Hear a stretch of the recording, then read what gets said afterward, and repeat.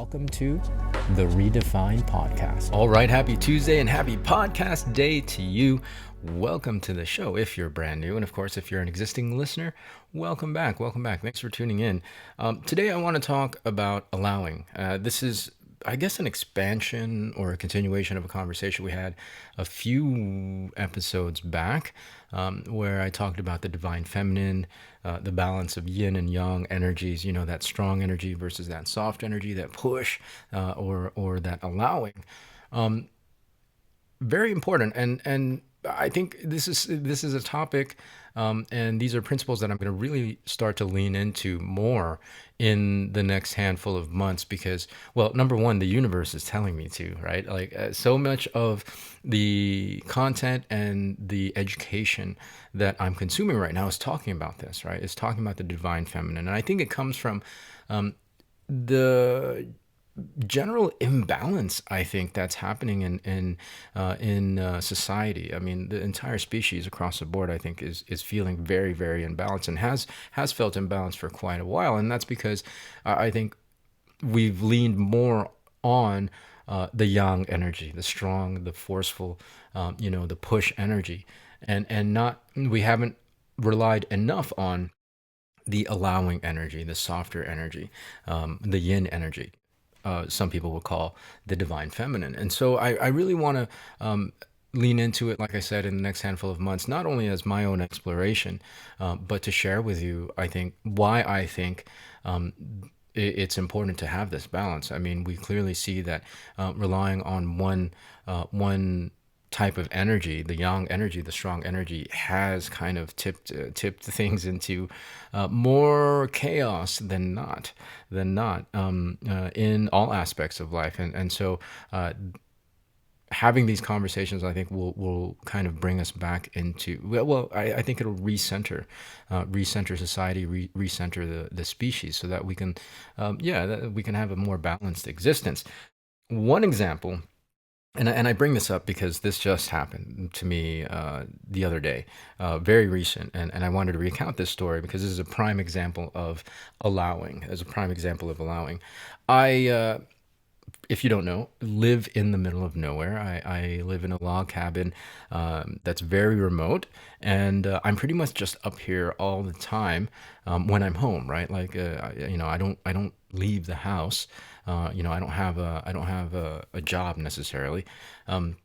I work, of course, but I work from home. So I'm basically just here on the mountain, and I go into town maybe once a week, once every 2 weeks to resupply and just to get out of the house, right? Change of scenery. And so the other day I had one such instance that I needed to go out to the grocery and get a few things, and then also take some time to myself and maybe sit by the river somewhere. There's lots of places that here in the closest city, Asheville, that are right along the river. You can get a drink and just sit outside and just relax, read a book, or do whatever the heck you want to do, right? And so that's what I had intended for this day. And one of the things, because it is such a trek, right? It's an hour one way for me to resupply. I like to, plan some things on the tail end of it as leisure because I'm already in town, and also I have to really be intentional. I have to really set an itinerary for these days when I do go into town, because it is quite a trek. It is quite a trek, and so going into this particular day. I had already set my intentions for what I wanted to do, right? I kind of had a loose plan, and I approach every day that way, right? The night before, I will always set my intentions on what I want to do, what I want to accomplish for the next day, and generally, I mean, I do that even up here if I don't leave the house, right? Because there's so much work I have to do around the mountain, and so I generally do that. Up here on the mountain, if I'm able to kind of do all the things that I intended to do, great. But if it falls off the rails and if I can't get to everything, that's okay too. It's not that pressing. But again, because town trips are a little different because we're so far out, and it is quite a trek. I really have to, kind of stick to my guns and get as much of the itinerary done as I can, right? Really sticking to the itinerary. So that's what I did. That's what I did for this particular day. So I'm on my way to town, and I'm already about 20 minutes into the ride, and that's not really even close to town yet, right? I'm still pretty remote at 20 minutes, 20 minutes down the road. These windy mountain roads are crazy. So, anyways, I get down to, I get past the windy mountain roads and get down to the base of the mountain 20 minutes into the ride. And I get to kind of this farmland area where, close to where we live. And two dogs. There's two dogs walking on the road. Now, for those of you who know me, you know that I love dogs. I have four dogs myself. They're not with me right now, but yeah, you've heard the dogs making noise in the background in past episodes. I love dogs, and anytime there appears to be a dog in need, I will do what I can to pull over and help them, especially out here where it is very common for people to actually dump their dogs because we're so remote. It's really really unfortunate, but it's a unfortunate normal part of living out in these parts. And so anytime I see a dog, I'll pull over and try to help. 9 times out of 10, they'll run off. And it becomes really difficult to catch or follow, or they'll just run off into the woods, disappear, and I won't see them ever, again after that. Dogs are pretty resilient, thankfully, and the dogs out here, many of them are mountain dogs, and they already know how to fend for themselves. These two particular dogs on this day, however, when I pulled over, they came right up to me, and they weren't emaciated, they didn't look unhealthy, but they came right up to me, and when that happens, I automatically in my head assume that they need some kind of help or they want some kind of attention. Obviously, they wouldn't come to me if they didn't. And in fact, the smaller of the two, and these were not small dogs, but the smaller of the two jumped right into my truck, right? Jumped right into my truck, and so okay, now I'm stuck with these dogs. I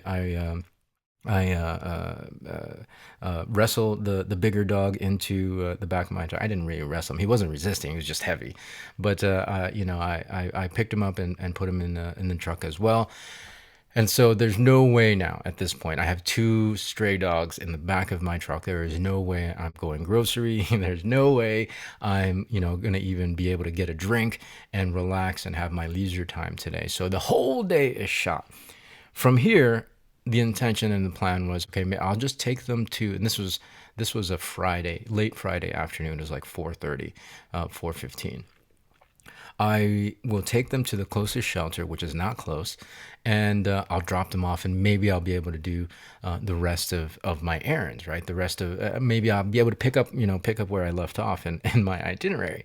I get to this shelter, which is in a different part of the county, and it's almost 5 o'clock by this point. They're closed. They close at 2 p.m. So I'm like, great. Now what? Now what? I'm stuck with these two dogs. I can't take them home because I don't have any food, and they've been out in the wild. They're dirty. They're covered in ticks. I don't want them in the house, but I also, yeah, I mean, I can't keep them outside or they'll just run off again. So I'm stuck with this dilemma with these two dogs.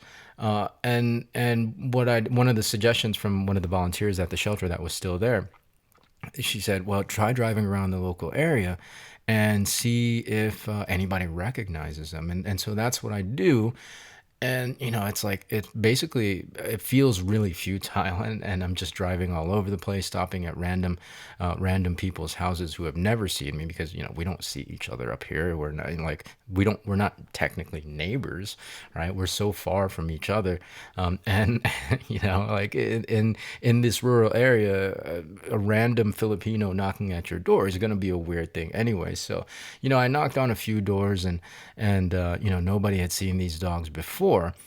I get to the area where I actually picked them up, where I found them on the side of the road, and I saw a gentleman and his daughter. They were walking their own dog, which is that's also rare in these parts, but they just happened to be walking their own dog. And so I pulled over, I stopped the car and I asked, "Hey, do you guys recognize these dogs?" And immediately, the gentleman was like, "Yeah, I recognize those. They're just local dogs. They're our neighbors' dogs that just kind of roam around. And up here, that's normal too." So he said, "Yeah, just go up to our street, pull in, drop them off, and they'll know how to get back."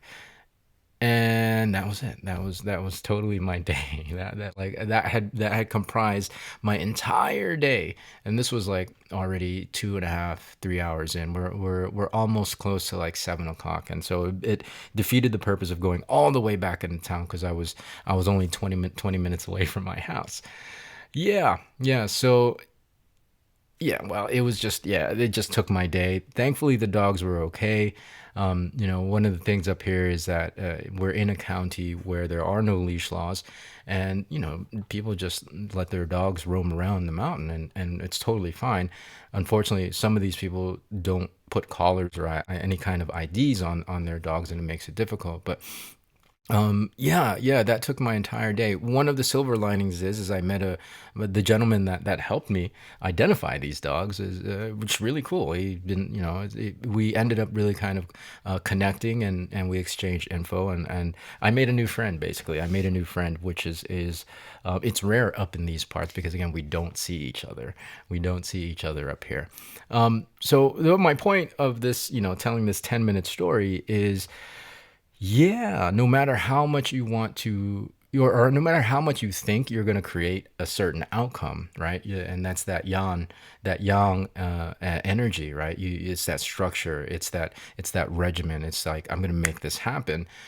Well, sometimes the universe has different plans. It has different plans, and the part of the yin that really for me I had to invoke and kind of lean into for this particular instance is that throughout this entire episode of all of this going on and me driving, all over Kingdom Come to figure out what to do with these dogs, I was very, very frustrated that I wasn't going to be able to get to the itinerary that I had set out to do that day. And I just felt really just on edge, and I was just at my wits end until of course I met the gentleman that helped me, but even then the day was shot. And so you know driving around, I had to remind myself, especially after the dogs had gotten back to where they were going, which is exactly where I picked them up, which really drives me crazy thinking about. But I have to really continue to remind myself to, okay, just, yeah, it's just how it is, right? Right? You can't change it, right? Because if I continue stewing about not having been able to do what I needed to do, I'm just making myself more miserable. So might as well just allow that the things that I had wanted to do with my day didn't happen because the universe had wanted something else for my day. Number one, it was just to drive around with two dogs and drop them off. Now I know those dogs, and anytime I go by that area, if I see them, it's all good. Number two, I met a new individual who I think will be a good friend because he's a musician. He's actually also Asian, which is rare up here. Is rare up here in the mountains in rural North Carolina. And then three, it was, I think, again, the universe reminding me that there's certain things that I can't control. And actually, there are a lot of things that I can't control. As much as I plan and as much strategy as I put into anything, and as much structure that I put into anything, at any given moment, it can go in a completely different direction that I had not intended or I had not seen. And I have to allow that. And if I don't allow that, I'm just going to be continually at odds with the here and now, continually at odds in the moment. And that is really a bad place to be if you're trying to manifest, if you're trying to create, if you're trying to use the law of attraction, right? If you're trying to create an outcome but you're always at odds in the moment with what's around you, then it's not a creative energy, right? It's actually a repelling energy. So you see how this whole yin and yang is very important. Yes, of course, have structure, and I'll talk more about setting goals in a future episode. Have the structure and have the plan, but also be willing to be flexible, and know that that plan can go a completely different direction than you had intended, and then really accepting and allowing what is happening to happen, right? And not to be at odds with it, because again, that's going to create a repelling energy to whatever it is that you're trying to create. Of course, in this particular situation, not that big a deal, right? Like, I could easily just schedule, and I did schedule what I wanted to do for another day. And, it wasn't that huge of a loss. But when you talk about like bigger things, like in business or, in your marketing or whatever it is that you're trying to accomplish in your goals, in your list of goals, it can be really really difficult to remember this principle of allowing, right? I can't really pinpoint, but I know this happened plenty of times in my career where things just didn't go the way you wanted to go. Actually, right now I can just pinpoint a big one. My business has seen a dramatic decline in the last year and a half to 2 years. Now, I didn't really, it's not like I wanted or planned for that to happen, right? But I have to accept it. I have to allow it to happen, and really see beyond the frustration and the disappointment, and just being at odds with it. The allowing allows the allow sorry the allowing allows the allowing and the acceptance, and leaning into the yin energy of the what's it called, of any challenges or adversities that you might be facing, allows you to see the lessons, right? It allows you to see where you can improve. It allows you to see so much more clearly than you would if you were at odds with it, because of leaning too far and too strongly on the yang energy, or the masculine energy, right? So really really important, really really important. There's the balance of the yin and yang, and these energies. We can't just rely on one or the other. We have to have that balance of both. I think, again, we tend to, because of how society has been, yeah, well, how society has been, period, over the last handful of millennia, and being very kind of male energy dominated.